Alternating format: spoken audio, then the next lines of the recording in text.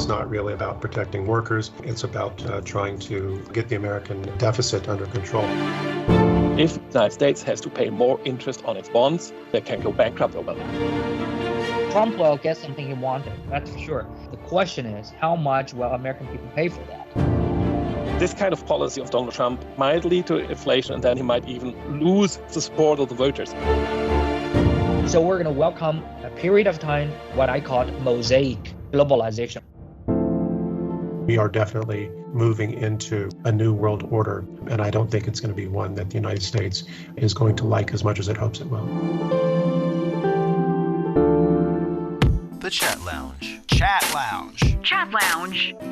The Chat Lounge unpacks views and opinions on hot issues in a more casual way.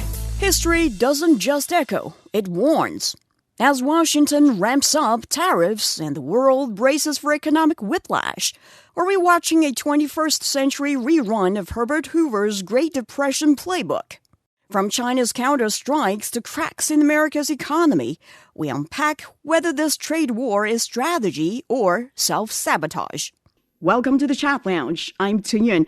Joining our chat on whether the U.S. will have the last laugh by wielding its tariff stick are Professor Josef Mahoney, a professor of politics and international relations at East China Normal University, Professor Hans-Peter Burghof, chair of the Banking and Finance Department, University of Hohenheim, and Professor Qiang, a fellow of the Belt and Road Research Center at Minzu, University of China. Thank you all for coming back to the chat. Yes, he's changed his mind again. President Donald Trump has announced a 90-day tariff pause for more than 70 trading partners, with notable exceptions: Canada, Mexico, and China, America's three biggest trading partners. For China, which had just unveiled a flurry of countermeasures in response to America's sweeping tariffs, the pressure is only intensifying. Tariffs will now spike to over 120%. So, what just happened? Did the U.S. president suddenly recall a few hard lessons from history? Or is this just the next move in an escalating trade showdown? Very briefly, shall we start with Professor Qiang here in Beijing? Okay, well, if you want to talk about the latest situation right now, the whole world didn't expect all this, because this is not like a, statesmanship. This is not how you run a country or even how you run a big company. This is more like kids playing games in the sand ground. Okay, you change or overthrow whatever you just said and, make another decision. Well, it's okay on a sandy playground, but it's not okay when you're running the number one country in the whole world. Look, basically, Trump, he is only thing is an opportunist, which means he is a shrewdman, a businessman, and every trail about his operation this time can be found in this book called The Art of Deal. So he knows how to make a deal. First of all, he throw out a very, very unexpected, a shocking requirement that everybody, and then he makes some zigzagging in all his details, make himself unpredictable by all his opponents. Nobody guesses what his next move would be. And then suddenly he withdraw every move or push forward every move. So sometimes your mindset or your spiritual world get crushed. And then you have to understand and you have to, sympathize with them and accept what he has to offer. So this is a basic, classic business negotiation tactic he's making here. Well, I think for the smaller economies, well, he made it. Congratulations, Mr. President. But for the bigger economy and the major players like China, like European Union, I don't think he's getting anywhere. But I think the only loser here today is the consumers and also stock investors in Wall Street. Just trillions of US dollars just, evaporized within just 3 days. So congratulations. But they gained some territories already back, right? No, it's not back. Well, if you take a look at the major loss and the gains by counting on all the turnovers, it's actually been evaporating a lot of the cash. Many of the investors in Wall Street are actually been leveraged up, which means you only have $100, but basically you always put down your bet on like thousands of dollars or tens of thousands of dollars of the trade on warrant, on options, on the futures. That's how it goes in everyday Wall Street trade. So every time when you lose like 10% or 20% on your position, you get wiped out. You get knocked out. That's the situation. So sometimes when it drop like 10% a day, you get wiped out. And sometimes you start to sell short and then they rise up again for another 10% and then you get wiped out again. Altogether, you lose like 20%, even though the whole market looks like it's zero change. It just goes up 10%, it goes down 10%, it's zero change, but you get wiped out twice and lose 20%. That's the situation looks like. Right. So it's a major lose for many of the investors. I have friends in Hong Kong, in New York. They've been investing for more than 20 years, and they've been bleeding out for these turbulences in the past several days. So this is not a good news. And this is just the stock market I'm talking about. I'm not even beginning with the T-bond or the bond market, which is larger size market. So you don't think this is the end of the tariff war? No, according to my business modeling, well, another round of the impact will start from the maybe the end of the June, and also the third round of the impact will be starting at the maybe end of the September or early of October. This is the window of the next two rounds of the impact.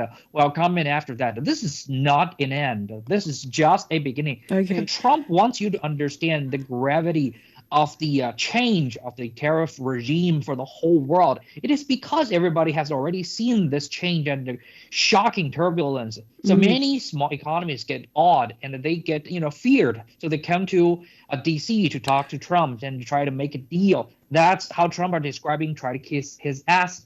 Well, I think he made it to his original intentions by all these, very unexpected moves. But this is not what only he want to get, only to fulfill his own, ego. He want to get more. So just wait and see the round 2 and round 3 to come. All right, we will. And Professor Burghof, Germany's incoming Chancellor Friedrich Merz said Europe's determination to fight back would be behind U.S. President Donald Trump's 90-day pause. Is that so? Well, tariff policy is European policy in the European Union. So for sure, Europe will fight back, and it will fight back united. Although, well, Europe is left out for the moment, at least for the extreme excesses of tariffs. Yeah, there's still tariffs which are higher than in the past, and they're still counterproductive for sure. But it's a change of strategy. Let me say something about what my colleague just said. I don't think that the U.S. government is so coherent. I think it has many faces, despite this sometimes clownish appearance of a president who does this and that and try to irritate everybody to hide what he's really doing. I think there are some people in the government who say, yes, we can't go on like that. And they're the ones who say we must work on cooperation because we must make the United States again a reliable partner. They're the ones who say, well, we can't attack the whole world with a trade war all the time, so we start now to attack our enemies. As I understand it, there's such categories as piecemeal. So let's start with China and maybe Mexico, somebody we always hate, and Canada, which we want to take over, and we just do damage to these countries and leave the other ones out. And there's also the other ones, the people who understand a little bit of economics. And I wouldn't start with the stock market. The crucial point is the bond market. If the United States has to pay more interest on its bonds, they've got a gigantic state debt, and they can go bankrupt over that. And they already pay a lot of money on interest every year. If this soars up, they're in deep trouble. And this party within the government understand that we get into deep trouble. And you've seen these conflicts, yeah? Elon Musk saying something about another member of the government, calling him really blockhead and stupid and things like that. So this is not as coherent as it looks. And for the countries who are left out at the moment, well, now we've got 3 months break to bargain. And we are not sure, because all this is pretty erratic, we are not sure what will be on the agenda for Donald Trump in 3 months from now.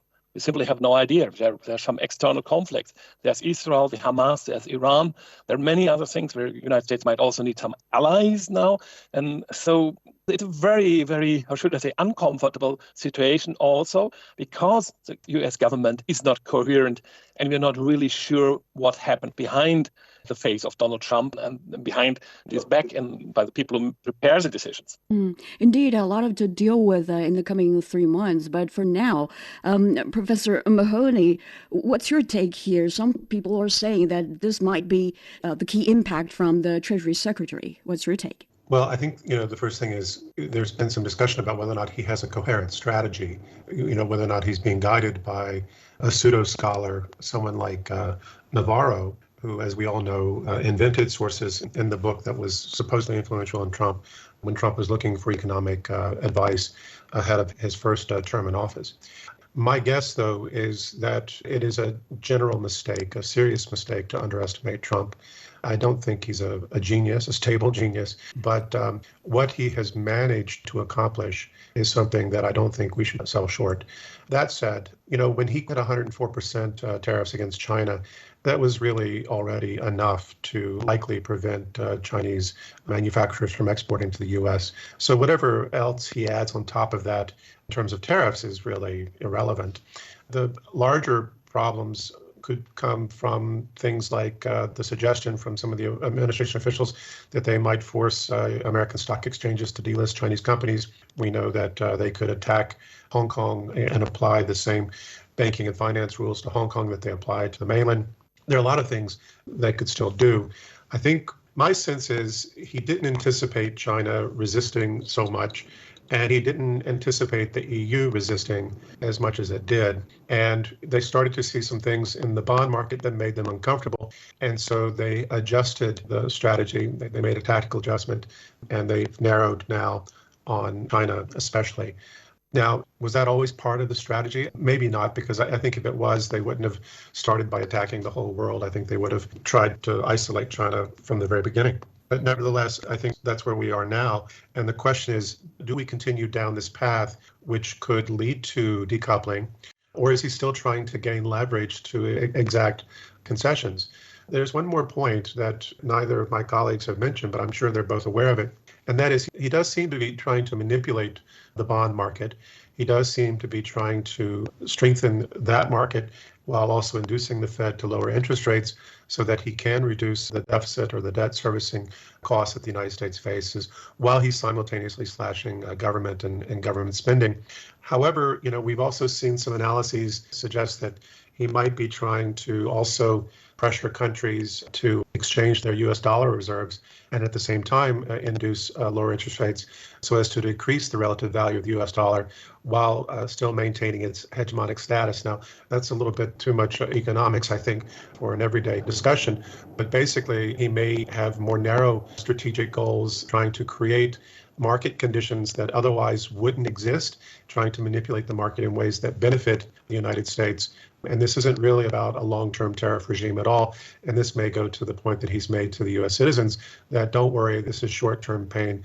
In other words, he may have an off-ramp. But at the same time, he may still ultimately be targeting one country in particular, and that's China. The Chat Lounge. The Chat Lounge unpacks views and opinions on hot issues in a more casual way. So you're saying if he reaches a goal about the bond market, would he quit imposing more tariffs on other countries, or at least not on China, but what about other countries? Well, I think the thing that we learned about Trump is, during his first term, he forced Canada and Mexico to renegotiate NAFTA, and they did that. And then he hit them again for spurious reasons. We know all of the tariffs that he's launched against the world are spurious. They have nothing to do with reciprocal tariffs. They're about trade deficits. So we understand that he's not a reliable partner. He's not someone who will strike a deal and keep to it. We know that he will keep coming back for more. We saw, I think, the European response to go 0 for 0. And he said that's not enough. I think if I saw the headlines correctly, he insisted that Europe also had to commit to buying $350 billion of U.S. energy. So even if you come back to him and you try to negotiate in good faith, he seems to be pressing even further. And even if you strike a deal with him, if he senses weakness, if he senses that he can get something from you later, while at the same time abandoning American commitments to foreign aid, abandoning American commitments to the World Trade Organization, the World Health Organization, climate change. So he's someone who ultimately will always be out for himself or his country, or however you want to understand that horrible mess. So I don't think that anyone can trust him. And I think the pressing question for the world today, beyond Canada, Mexico, and China, is do you pause and count yourself grateful and therefore, help him gain leverage in trying to isolate and diminish these three countries, when it was really, quite frankly, it was really China that shocked him, that forced him to, with Europe coming into the picture. But it was really China's strong response, which he didn't anticipate. and likely China dropping treasuries that started moving the bond market. It was China that forced this pause, and the rest of the world needs to be prepared that if he manages to break China in some way, and I don't think he can, but if he does, then in 3 months he's coming after them, right? So that's what you have to assume. Whether or not that's his long-term strategy or not, we don't know, because he may be making it up as he goes.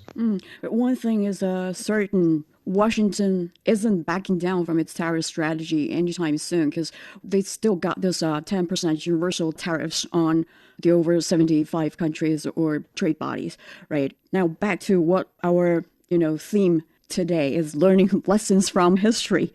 History has shown that such an approach has failed before. In 1930, Republican President Herbert Hoover implemented the Smoot-Hawley Tariff Act with extensive tariff hikes. So, Professor Mahoney, are the economic or political and geopolitical contexts of these two eras comparable? Some people are saying they don't think this whole period is like the 1930s. They say unemployment is not the same. The Depression was induced by the lack of capital, and the Federal Reserve tightening the money supply, and the regulatory standards for banking was not federalized. Many banks were, overextending and creating their own monies, et cetera, all contrary to what the Trump administration is faced with and is dealing with. So they're saying the 1930 example is not enough to support, the conclusion that this may lead to a chaos today. So tell us your perception on this. Well, as a good Marxist, and I say that with the understanding that all Marxists are good, it's always a mistake to, try to apply one distinct historical experience and generalize that to another. Certainly, there were a number of conditions that created the Great Depression, and clearly the Smoot-Hawley Tariff Act did nothing to make it better. And there are some strong arguments that it contributed to making things worse. Nevertheless, again, I think we have to question whether or not this tariff strategy is really comparable to Smoot-Hawley, in the sense that we don't really know that he aims to continue this long term, that he may have more short-term objectives. If he tells the American people, look, you're just going to have some short-term pain, but things are going to work out, we know that's a lie, because it takes a long time to rebuild an economy. You have the right investment in education and healthcare, infrastructure, all these things that are necessary. And in addition to this, you have to have a good system that can work in the interstate model. Currently, we have all these states that have different rules and regulations with regard to labor, with regard to environmental regulations. And it's not likely that he would be able to really rebuild this in a short period of time. It would take likely decades. So I don't think that that's really a realistic objective. I think he'll be long dead before the U.S., if the U.S. ever regains its manufacturing prowess. I suspect that this is a finance game that he's playing. And as a result, it's not really about protecting workers. It's about trying to get the American deficit under control. And to be clear, what's really different now, someone asked me if the economic problems that we're going to face this year are going to be worse than what we saw in 2021 due to COVID. And I said, well, the thing that we need to keep in mind is that the problems that we're facing today, what Trump is doing today, is largely a result of COVID, in so much as during 2020 and 2021, the Fed expanded the money supply 20%. The U.S. Under Trump's leadership spent trillions of dollars trying to paper over their catastrophic response to the pandemic, which they were unable to manage precisely because there were 50 states with 50 different agendas. So there are a lot of different reasons why we're engaged in this. Part of it's trying to manipulate financial markets. Part of it's trying to regain some strategic autonomy. And, part of it is fitting the Jacksonian great power competition paradigm that we believe to be at the center of Trump's foreign policy thinking. What you're saying that because of there are a lot of differences in what he's doing is probably experimental or can be feasible. Well, I think one of the things is, there are people in Washington, and honestly, I believe that they should be thinking this, that the U.S. is reaching a tipping point that there is sort of an existential crisis with regard to how long the U.S. would be able to sustain this sort of deficit in the face of a rising China, in the face of what everyone acknowledges will come sooner or later, de-dollarization. And once de-dollarization comes, then whatever remains of U.S. power, in so much as it's a house of cards built on U.S. dollar hegemony, will evaporate. So, there is sort of this need to try to strike while you can, try to manipulate markets to shore up the dollar, shore up your finances, and at the same time knock back some of your leading competitors so that you can buy more time at the top. That's what they're doing. And in the broader context, of course, there's the dark magic of climate change, which threatens to diminish the global south and China, and the countries in the global north are best positioned for this. This may be why he has strategic ambitions towards Canada and Greenland, and certainly being able to project power into the Arctic, which is one of the keys for exerting control militarily over the world. So there are a lot of different things in play, certainly sparking some chaos, and then hoping that the U.S. still occupying the global position as the world leading economy, still having the world's most powerful military, and still having control over the global financial system and the U.S. dollar, that the U.S. would be able to survive that chaos better than others.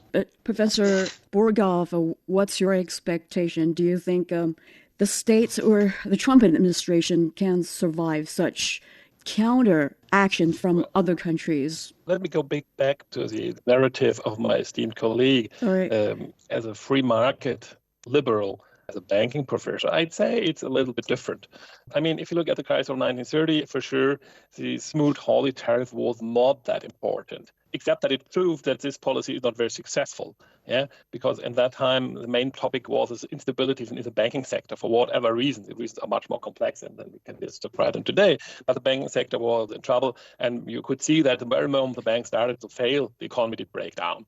That's something the United States is not confronted with today. The banking sector looks, after all the efforts we made, comparatively stable. Even the US, although they had some crisis 2023, but it looks pretty stable. So in this respect, we have less stress in the US economy, far less stress.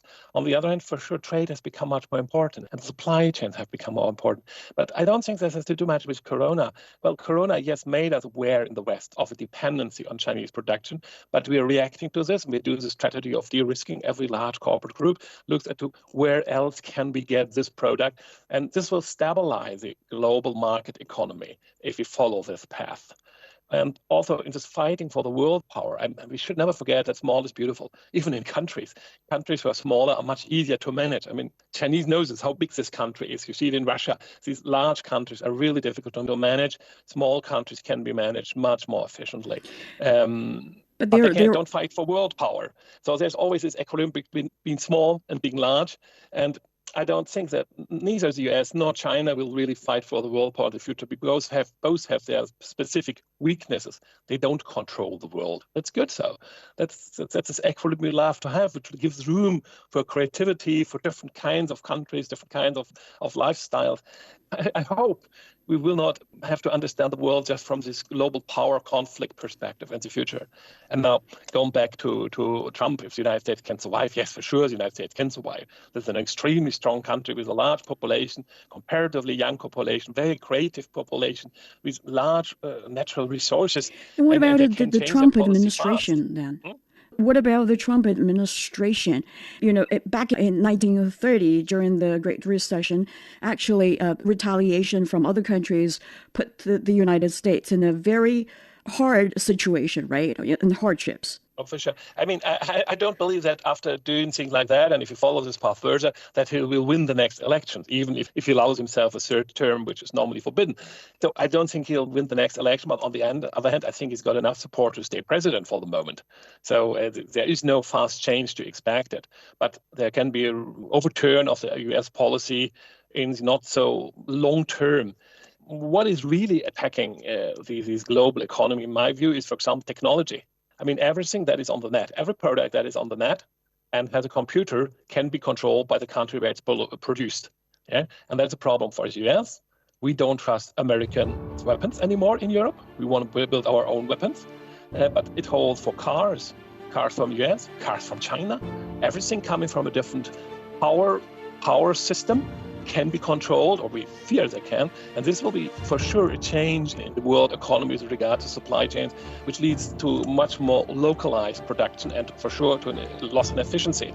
Yeah? So bad news is I don't think that we can grow on like we did in the past, because this world is changing in this sense, a negative way.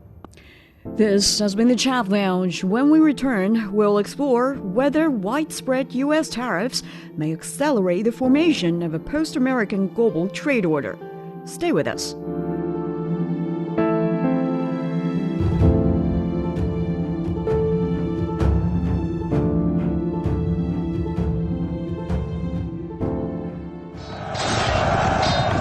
The best military commander is not he who fights 100 battles and wins every one of them. The best military strategy does not lead to the desiccation of the enemy's capital city. Decoding the art of war will help you understand why there's no art in war and how Sun Tzu stayed undefeatable using the science of war, with fun stories and insightful breakdown of famous battles. Find Decoding the Art of War wherever you listen. Welcome back to the Chat Lounge. We continue our discussion on whether the U.S. will have the last laugh by wielding its tariff stick. To Professor Chu, who has been silent for quite some time, from the Chinese perspective, what's your take? We've already seen China introduce its countermeasures, right? This 11-pronged response includes export controls on rare earths, the WTO case, bans on certain U.S. imports, and trade restrictions on specific American companies. So how effective are these countermeasures likely to be? It seems that President Trump doesn't care that much about this and further raise the tariffs on China. Well, I think the signal is loud and clear. That is, China want to counterfight what is unfair, and which is also discriminatory towards China. China don't want to break the boundary of the trade and economic cooperation with America. That's for sure. That's the reason why we have pulled out a white book immediately after all this happening, and telling the whole world, including American people, that this cooperation, this trade relations, how important it is, and what kind of the benefit has been serving both sides of the world and also serving the rest of the whole world. But if you want to pose some unfair treatment on China to punish us for what we have never done, and we will counterfight. That's the baseline. That's the principle that we have. We have never break this line. We never let other nation to trespass our bottom line. After the 1949, not even in the Korean Peninsula, not even in the 1962, not even the 1970s. We never allow people to do so. That's the bottom line. We have it. Because unlike the mindset of Trump, which is purely business oriented, Chinese people will have its own understanding mindset of, national pride. We have taken it enough in the past 200 years. So we were not allowed it to happen again. This is what I'm telling my students, because we experienced the past. We know what the feeling was like when somebody just tried to mount up on your head and shit on your head. This is not a good feeling, no matter how much they're paying you to do so. By making really hard effort in the past 70 years. So this is our bottom line. And as for how is that going to be effective? Yes, I do think that's going to be effective. Well, not to be fully effective, but I think it will be very effective.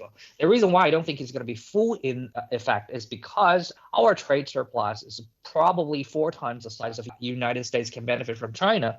So I think instead of posing them on like 34% of the tariff or another 40% of the tariff, we should quadruple the size of the punishment, which means no matter how much America is trying to pose on China, China should quadruple it and make it back to America again. That is how we can make it even. But now we try to, do it in a reciprocal way. I think China just want to show an attitude that we're going to counterfight, but we don't want to get the thing worse. So you give us 30%, we give you 30%, you give us 50%, and then vice versa. And also, probably the argument is that, okay, you're not hurting America because you are a trade surpluser. But no, that's not a truth. It's because, well, in America's side, what China has been blocking America is mostly agriculture sector, mostly are the manufacturing sectors. This is not the largest dough in the bilateral trade from America to China, but consider that in America, many of the people are working, for more lucrative service sectors like finance, like legal services. But even though they're making more money, but their people are less. But on the contrary, when China tried to punish America in soybean, in agricultural product, in manufacturing product, we're talking about, or the car part, even though less money they represent, but more people they represent. And most of them are actually overlapping with the major voter for Trump. According to our estimation, for example, when we're trying to put on the same size of the tariff counterfighting America on agriculture sector alone, we will be touching about nearly 1 million of farmers in American side. That is probably the size of several agriculture states in America, and the farmers, they stand for together. This is a very large voting communities. And also, this is only a direct impact we're talking about. If we're talking about their whole family, if we're talking about the whole supply chain they're represented, there are going to be millions of population that we're representing: Tennessee, Alabama, Oklahoma. The states are named them. So it's going to be serious, even though, probably Americans know what they stand is just, pennies and nickels. Selling the chickens, soybeans, and eggs, but their numbers of people are a lot. So this is just one thing to begin with. And also, we're talking about the traders or workers' union, the five workers' union.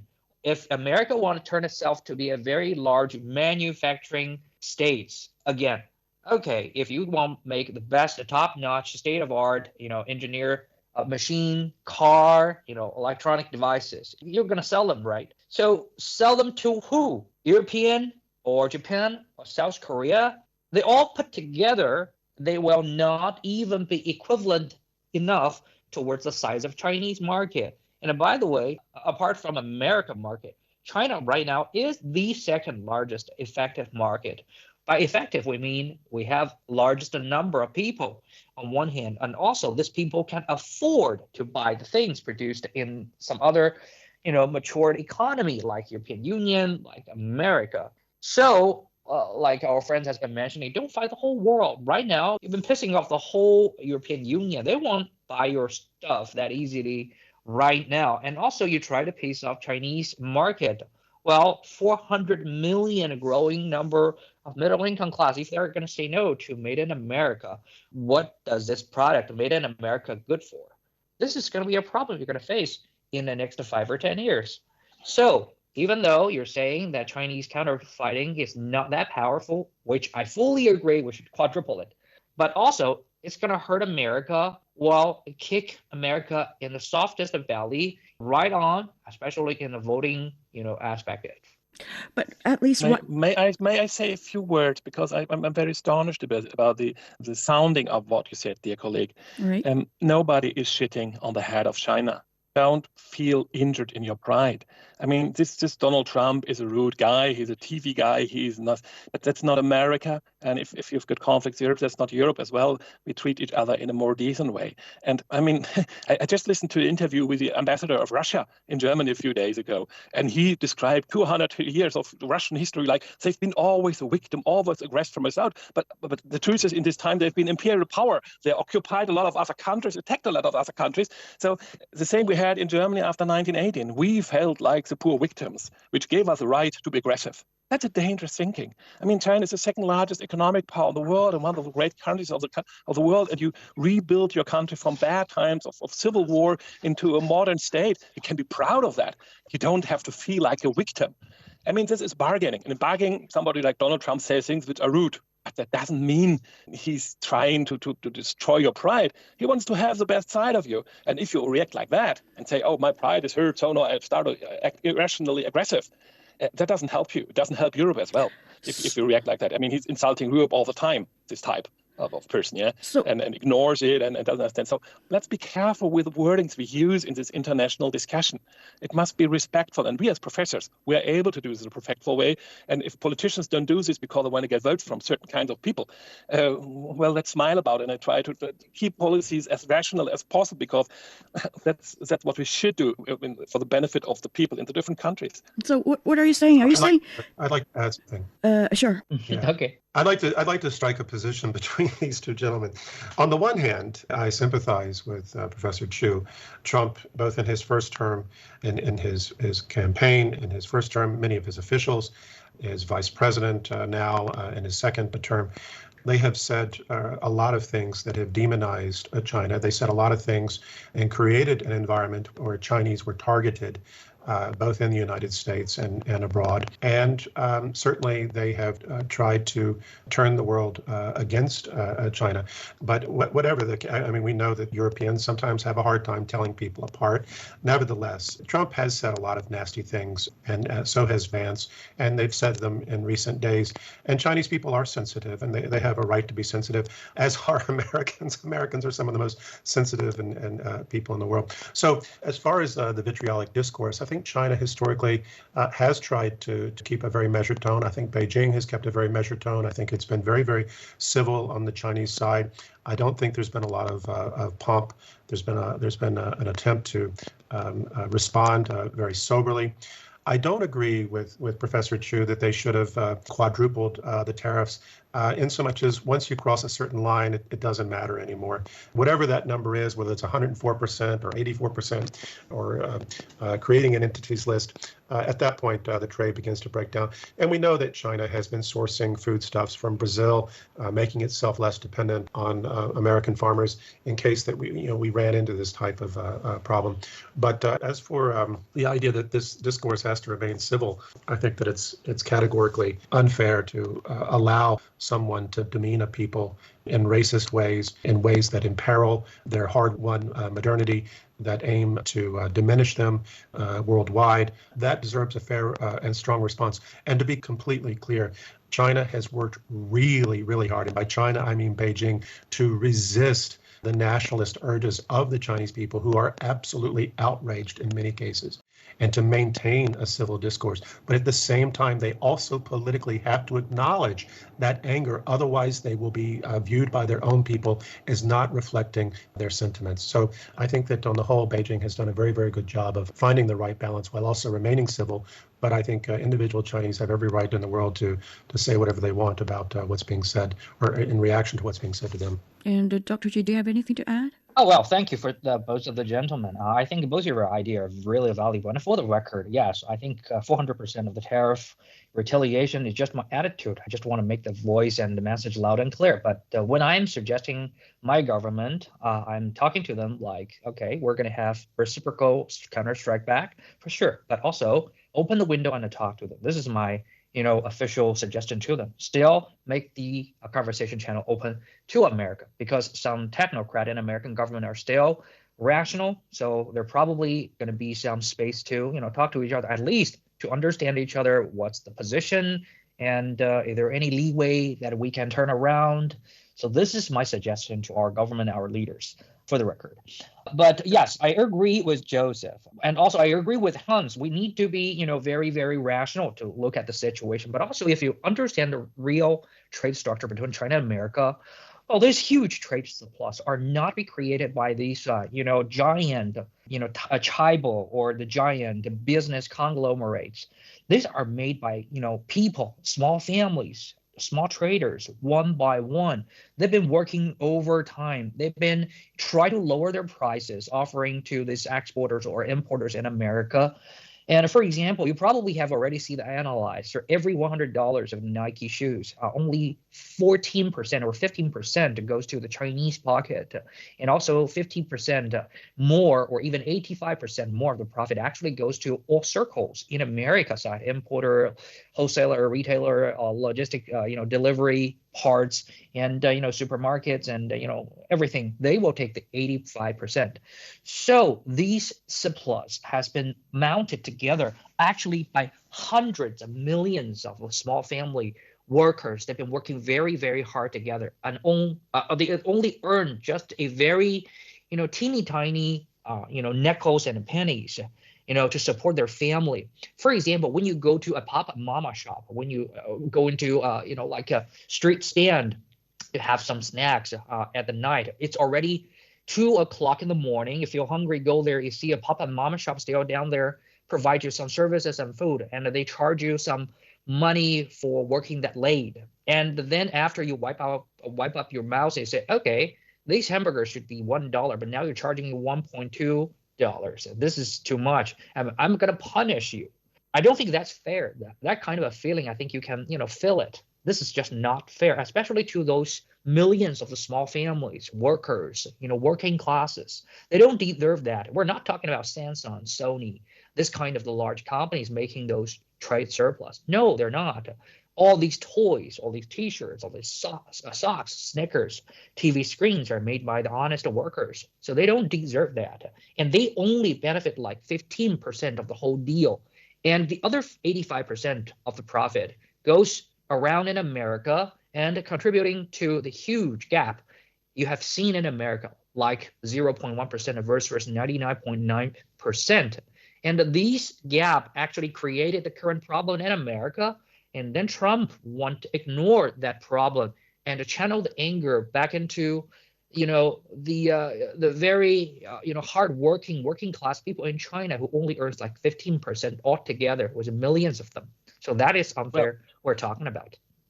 Well, but I mean, the trade surplus is just calculated based on these 50% for sure. I mean, just to make this clear, no, the 100%, which is 85% stay in the US, are contributing to the GDP of the US and are part of the trade surplus. May I say one thing about appearance from the last few days?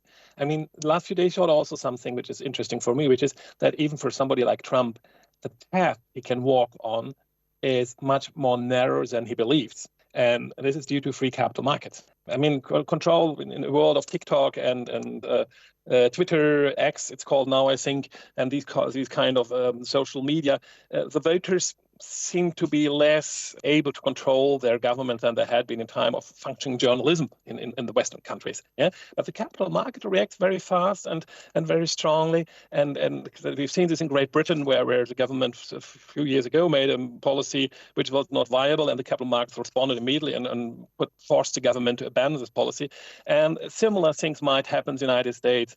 It will go back to the voters as well if the policy of Trump leads to strong inflation. Because inflation is destabilizing even the United States. We've seen this in Germany as well. Inflation is not good because it hurts exactly the small people who are working hard and have problems with making ends meet. And this kind of policy of Donald Trump might lead to inflation, and then he might even lose the support of the voters. Last time he was lucky. He made his last time attack on the central bank to get the interest rates down, which was bad for inflation. He made his policy at the end of this term, and so everybody said, "Oh, Biden didn't fight inflation," although it was because of Trump that we had this this surge of inflation in the United States. Now he started very early, and this policy, the tariff policy, might probably expect that lead to higher inflation, and this will also destabilize his voter base in the long run. The problem for me, you're rightly, if you demonstrate this relevance of small people in China producing this product, they have not much time. That's the main problem here for us. How fast will this mechanism work to control the erratic policy of the US government? That's my main trouble. How much do we lose on the road to go there? And I think that we'll end up in a sensible policy because the capital markets control these kind of policies, bond market control these kind of policies. I'm pretty sure of it. As long as we keep capital markets free, they react to such policies in a way that they punish misbehavior. So you're suggesting that we should, swallow whatever Trump stuff in? Definitely not. No, you should swallow that. I mean, he's bargaining, and if he doesn't get a tough answer on a tough claim, he thinks that everything is possible and gets even more erroneous about the state of the world. But you shouldn't overshoot in this respect. That's what I'd say. You don't have to give everything tit for tat. You didn't do this in the beginning, I know, and I very much esteem that. But I think it doesn't make any sense to overdo in this respect. You can stay calm in that point. This policy is not efficient for the United States, seemingly as well. They're hurt by that as well. Well, for me, there's another point. I mean, as I said before, we have a development of deglobalization due to technology. We get if the United States really follows this path, it leaves this free market world, and the free market world will be much smaller. This will be Canada, Australia, Europe, and a few other countries around the globe. For me, one of the major questions will be, if this happens, will be China be in or out of this free trade world, which relies on trust, reliability, decent, rational behavior in these things? That's for me the most interesting question. But unluckily, from the outside, you don't see much about what China thinks and does. So it's hard for me to judge if this is possible. Maybe what China, Beijing is thinking that what will happen will just happen, and we should do what we need to do. I want to respond to what Professor Burghof earlier said. You are quite curious about China's behavior. Probably in your eyes, it's not so rational, right? But I want to quote, the respectable Singaporean diplomat Kishore Mahbubani, who once told a group of European entrepreneurs or officials that sometimes the Europeans don't understand the logic behind Chinese behavior. Why are you so assertive, or sometimes act aggressively in Europeans' eyes? It's because the Europeans don't remember history. The reasons behind the Chinese reaction goes a lot to the 100-year humiliation period. Obviously, a lot of people wouldn't understand that. And an American friend of mine asked me, he said, only China raised the tariffs. Everybody else backed down.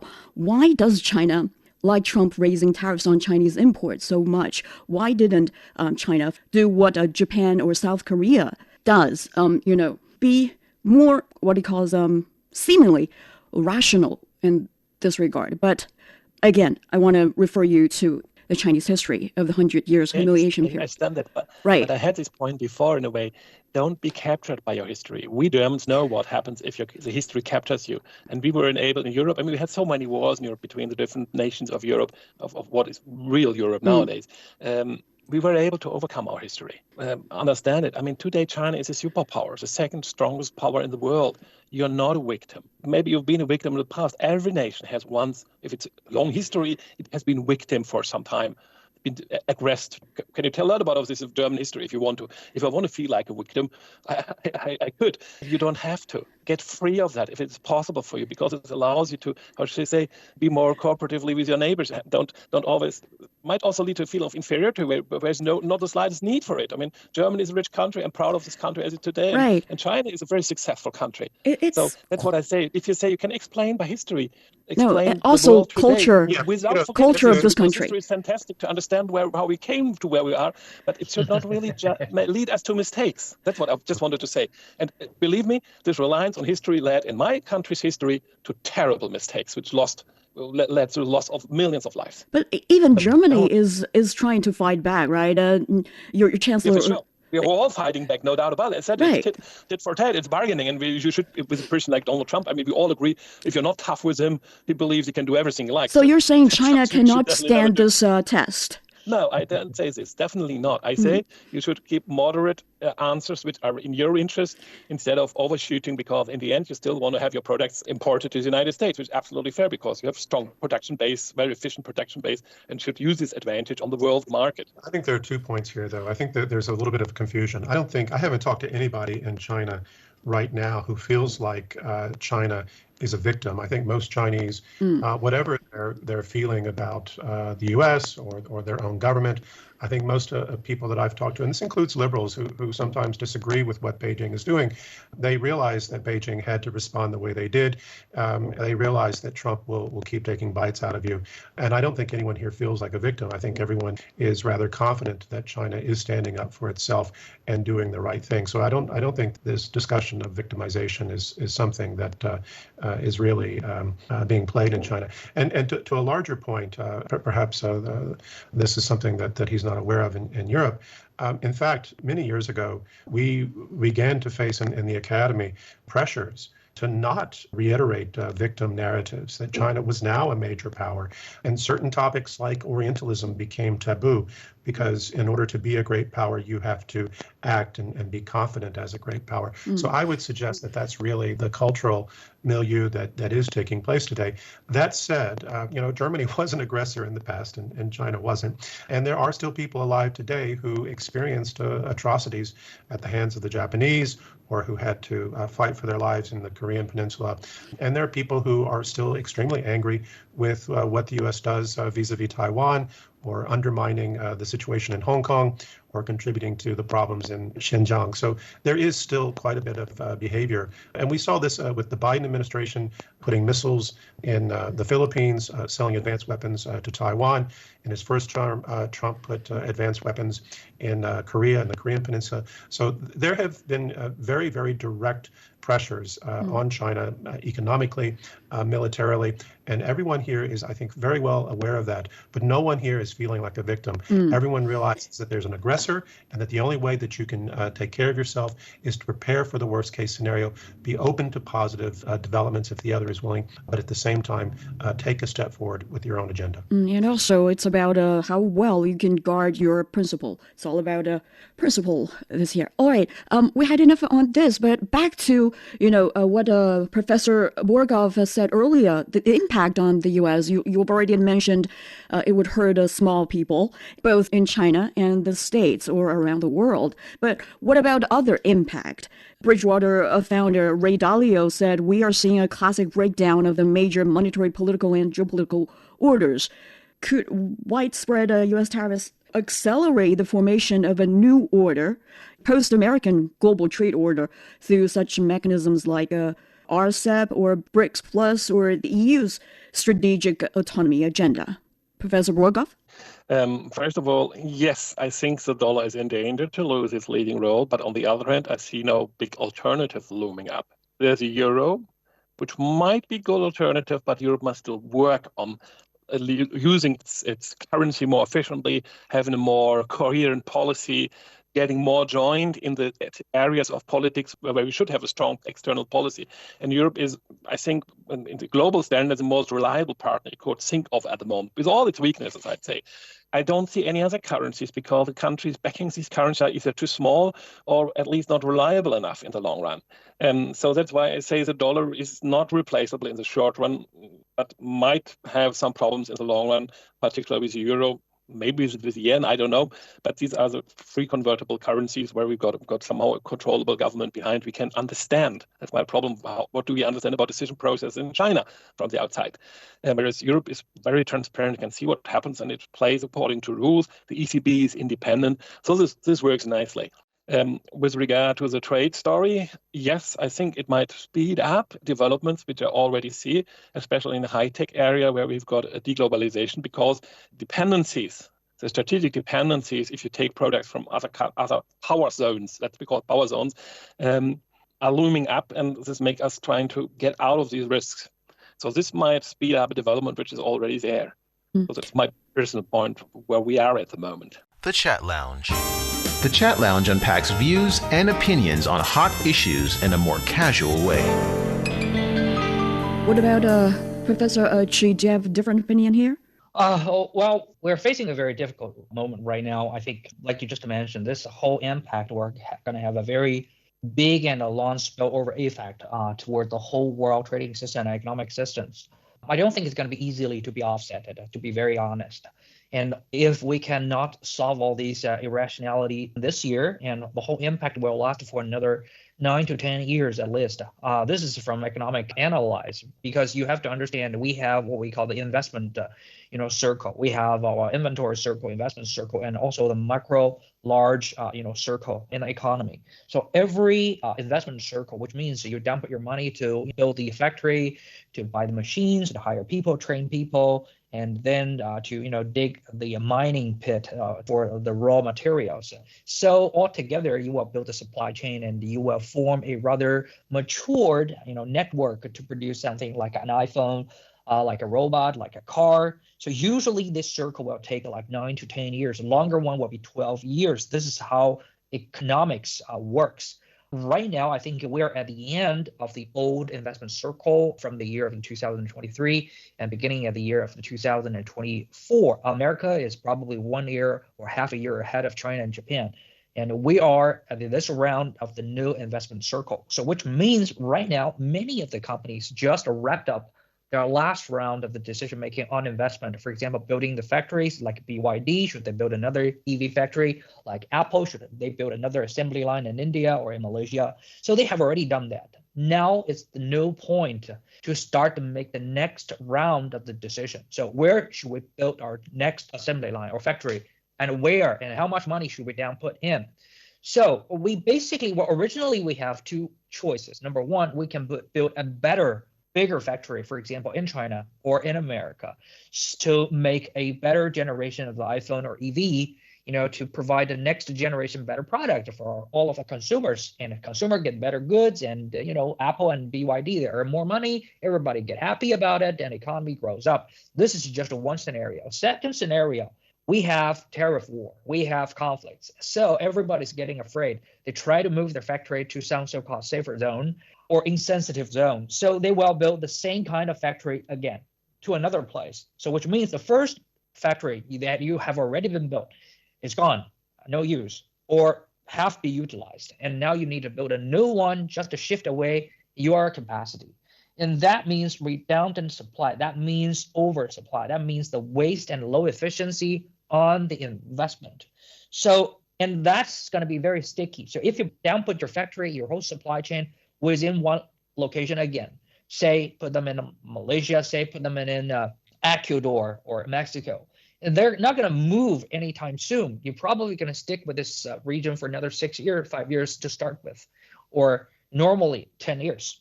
That's the reason why I'm saying if we're not going to solve this problem, when every major economic players have made their decision for the next round of the economic activities, and then it will be sticky. And we have to start with that new plan. It's going to be another 10 years. So we're going to welcome a period of time, what I call mosaic globalization, or the segregated globalization. We're still going to have globalization. We're still going to trade with each other, but we're going to take lots of detour, go by lots of bypassing systems. So we can, instead of talking to each other, we're going to pass the words, pass the money around the whole earth, going through different hands, grease different palms to make the deal done. So extra costs, lower efficiency, slower speed. That's something the future we're going to face in the future. We can offset that partially by RCEP, by some regional free trade zone to form that segregated globalization. That's for sure. But it's nothing even near what we have already experienced in the past 20 years, the full globalization. So this will only be something second we can choose from. So it's not going to be a good thing. So yes, I agree with Hans. Well, sometimes we need to do whatever we have to do. But before that, we can make a call. Sometimes I don't think we need to be that uptight. Trump is not uptight at all. So we can be like him a little bit. Well, we can maybe give him a call to say, hey, what the hell, Donald? What you're doing? What's your plan? To hear him out. And if you don't like his plan, and if you feel really angry, and then you do this counter-strike back, no problem at all. So I still think conversation and give them a call. This is something that we can do. But still, I think also you need to understand why Chinese people get pissed off. This is just not only about economy. And also, for the record, American people also understand giving China a tariff war is also hurting them. They've been seeing the price tag goes up in a supermarket, in a Walmart.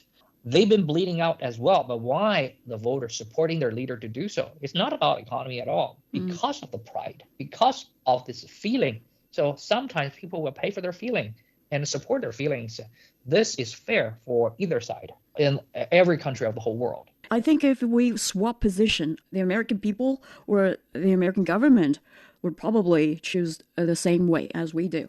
Well, we've already heard something, that possible new order, or not new, but some adjusted global order. But through this, what kind of impact will it have on the United States itself? I think Professor Burghof and Professor Mahoney both mentioned the impact on the bond market.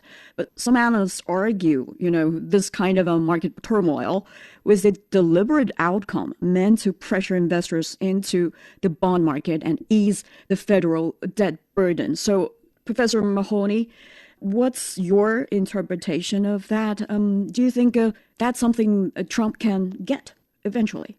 Well, I think that he was at risk of not getting it, and that's why he made the tactical adjustment to have a pause in the last few days, whether that was due to countries dumping securities or because people were losing faith in the U.S. We haven't seen conclusive analysis of that yet. I'm an American, and I'm a permanent resident of China. My children are Chinese. I don't want either country to suffer. I don't want my brother to suffer. I don't want my parents to suffer in the United States. And it is possible. I have seen some scenarios where both countries can come out of this still a winner. And that may be the ground upon which we might see some sort of deal making at some point. At the same time, I've seen analyses saying that Trump has described this as, sort of hard medicine for the U.S., but eventually it'll be worth it. But I also am hearing from a lot of Chinese that it's good for China to face this now and to go ahead and push through their own structural reforms, to go ahead and push through more stimulus for demand, to go ahead and continue to advance de-dollarization and alternative mechanisms for SWIFT, to start looking for alternative markets to continue to cultivate those around the world. And that this is a historic opportunity to build faith and understanding with other countries. And I'm not ideologically disagreeing with Hans Peter here. I would suggest that one of the greatest weaknesses of China is that it is too transparent. Sometimes it's not conniving. It tends to be extremely rational when it makes decisions. It doesn't play these sort of games that Trump plays with the intention of creating uncertainty so that he can maximize some sort of strategic advantage. To go to your direct question, I think it is possible that he could achieve some sort of breakthrough with regard to finding a better position for the U.S. to service its debt. But I suspect one of his other objectives is to try to perpetuate the dollar as a global currency. But I think what he's doing ultimately accelerates that decline. Now, is this an intentional strategic retreat? Is the United States under the Jacksonian paradigm, under this what appears to be sort of a new Monroe doctrine, in so much as he's targeted Canada, the Caribbean, Mexico, where you're going to exert great power relations and push people out of your backyard, as he was trying to do to Chinese companies operating in Panama. I don't know. There's so many different ways to analyze what he's trying to do. But if he is trying to put in place a strategic retreat, if he is trying to diminish China to buy the U.S. more time, to consolidate a strategic retreat, one in which we are in a multipolar world, one in which there will need to be more than one currency, whether it's the dollar or the euro, although, he very much dislikes the EU, very much dislikes the euro. He's not going to live forever. He might be diminished politically in 2 years. We don't know. But I do think China has a number of historic opportunities to strengthen itself and to create alternatives and to push through its own painful reforms that were also derailed in part due to COVID. China might also find a silver lining, but in the meantime, I do think it will be fraught, and we are at advanced risks for rapid economic destabilization, if not a global recession. And to put a very fine point on it, we know that the men and women in China's armed forces are standing at the ready right now, that there's a lot of concerns that things could spiral out of control, and that China is prepared for worst case scenarios. Right. Professor Burghof, do you have a different expectation? Well, I don't know about the US. I see for Europe as well that this kind of American policy in a way strengthens Europe because we start to become more efficient. We try to solve our problems ourselves. It started with defense, where some European countries understood that we cannot rely on US defense only, and we're working on that right now. I see similar things in Canada. Canada has been a very disunited country until Donald Trump stepped up and said, I want to have you, and want to take over Canada. And now Canadians, being French-speaking or English-speaking, doesn't matter. I think most of them say, we don't want to be you as Americans, for sure. So I think we have such pressure leads also to the positive developments. Is it a better world we're going to? I'm not sure about it, because it just depends on the degree of damage we have. That's why I always say we shouldn't follow to nationalism, things like that, because this would lead to the use of weapons. And war is a worse story. There are some people who say this kind of conflicts lead to higher levels of conflicts and higher levels of conflict. In the end, we're at, remember, Japan in Pearl Harbor, yeah? And these wars destroy so much wealth. These great power conflicts destroy so much wealth, so many lives. We must be really careful and maybe stay on a very conservative base. It's a trade conflict. We can solve it. If it takes time to solve it, we'll have damage. But escalating such conflicts doesn't make any sense. Last question to all of you. Well, there's a Chinese idiom which goes trying to steal a chicken only to lose the rice used to lure it. In Chinese, it's 偷鸡不成蚀把米. Well, in the end, will Washington emerge victorious or end up paying a far steeper price than anticipated? Probably this time we start with Professor Burghof. I think Washington will lose, and depends on how much they lose, depends on how long they stay on the wrong path. And they should never forget, especially for example, Europe. Yes, we deliver more goods to them, but they earn a lot of money in the digital world with us, with their digital companies. So both sides profit from an open world, and the main winner in the last decades has been the United States in this respect. And Professor Chu, please. I think for sure Trump will get something he wanted. That's for sure. Otherwise, he wouldn't make all this fuss, to go through all these troubles. So he will definitely gain something. But the question is, how much will American people pay for that? That's another question. So I think America will renegotiate for some, favorable term for itself, and also get some other country to pay for it. But American people will also, pay a lot. And also the credibility of America will be the ultimate, victim of all this fuss. So I think with that comment, I would rest with my case. Thanks. And last but not least, Professor Mahoney. I think that, I don't know who Washington is, if that's the Trump administration or the Republican Party. I think if they continue down this path, they're going to get hammered in the midterms. I don't think we're going to see the renaissance of the American working class. I don't think they really want to be low-wage factory laborers. I don't think that's their dream. I don't think that we've seen all of the aggression that we're going to see from Trump. We've heard things like $1.5 million dockage fees coming down the pike to be aimed at any Chinese ships that dock, not just Chinese products, but any ship that was made in China, or even if a company just owns a Chinese ship, and even if it's not using it to ship something to the United States. So I think we have to anticipate more aggression. I think generally this type of aggression undermines trust and confidence in people around the world. Trump has undermined that confidence in his nearest neighbors, the people who do the most intimate trade with the United States, in Canada and Mexico. I think he's ruining the relationship with Europe. He won't be able to sustain this long term because people will simply see that the U.S. fails to govern itself effectively, and then they try in various ways to externalize those costs onto other people around the world. So how can you continue to trust a country that does this, that has a self-serving policy with regard to the supranational currency? So I think that this will be the final push where we will see real alternatives being built. It may take some short term, it may take the long term, but we are definitely moving into a new world order. And I don't think it's going to be one that the United States is going to like as much as it hopes it will. On that note, we wrap up our chat for this session. Many thanks to Professor Josef Mahoney, Professor of Politics and International Relations at East China Normal University, Professor Qiang, Fellow of the Belt and Road Research Center at Minzu University of China, and Professor Hans-Peter Burghof, Chair of the Banking and Finance Department, University of Hohenheim, for your time and insights. Share is available on all major podcast platforms. Please email us your comment at radio@cgtn.com. I'm Tian. Thank you for listening. Join us again next week for more chat at the Chat Lounge. Bye for now.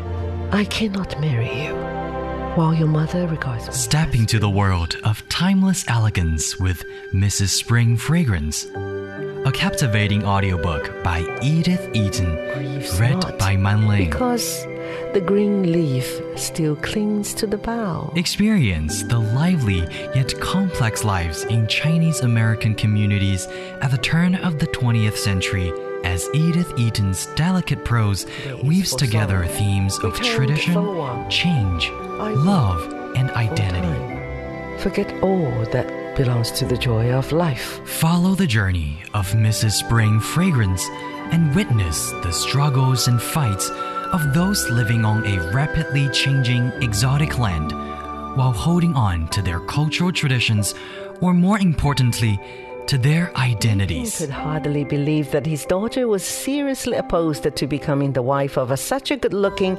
prosperous young merchant as Wang Ling. Join Books and Beyond for Mrs. Spring Fragrance. Let the stories come to life in your imagination. Subscribe to Books and Beyond for free on your favorite podcast platforms or log on to radio.cgtn.com for more.